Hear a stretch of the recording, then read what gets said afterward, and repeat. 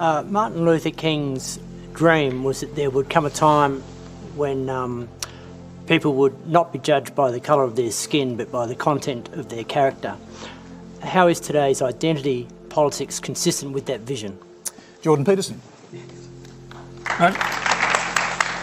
Well, I don't think it's consistent with that vision at all. I mean, the problem I have with identity politics as a mode of philosophical apprehension is that it's predicated on the idea that the appropriate way to classify people is by their group identity, in whatever fragmentary formulation that might take, in the multiplicity of ways that people can be divided into groups.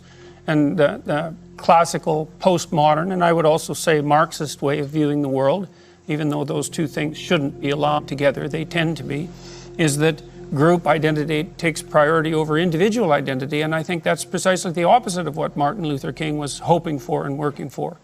And I think it's unbelievably dangerous, partly because when you assume that people should primarily be identified by their group, then you can also attribute group guilt to them by their group. And then things go downhill very, very rapidly. And we've had no shortage of evidence of that sort of thing happening, say, throughout the 20th century. Are there particular groups that you are more concerned about than others? For example, the Liberal Party, as Terry Butler said earlier, is a group.